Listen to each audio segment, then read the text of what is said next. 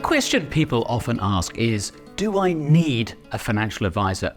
Can I save on the cost of advice and work it out myself? Well, you can do it yourself, but there are substantial advantages to using a financial advisor. Philip Courtenay is an expert in behavioural finance. What we tend to find with non-advised individuals is they often take less risk. They often have a lower perceived sense of financial well-being as well. So they feel less in control, they feel less clear about their financial situation, their future financial prospects, and they feel more anxious often because they don't have that person to say, you're doing the right thing, or here's what the future could look like.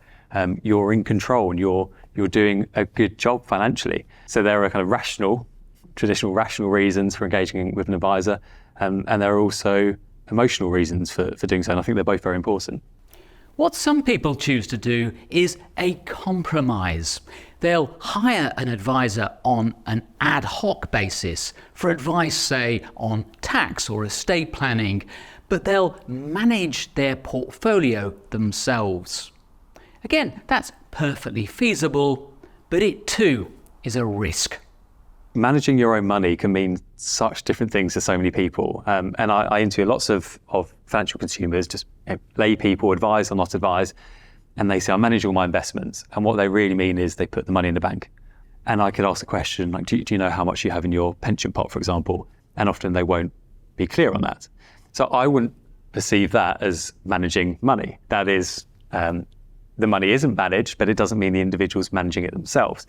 Some others dabble in the stock market. They might have an online account. They might do bits and bobs with.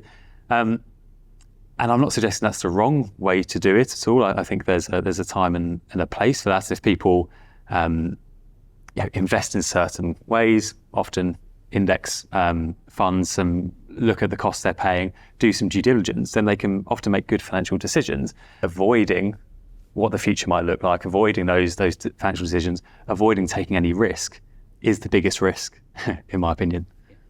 So how do you go about choosing a financial advisor? Well, for Philip Courtenay, there are two main things to look out for.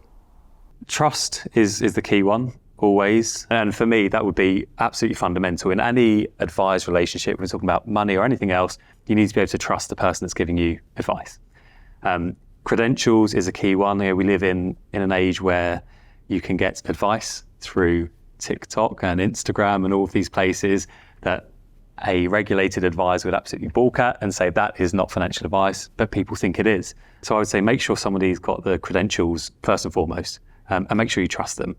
If you have those two things in place and you can have an open, honest relationship around what money really means to you, what's important to you, then you're probably onto something pretty good. In short, you can manage without a financial advisor, but there are major drawbacks. If you can find an advisor with solid credentials and who you really trust, that generally is the best option.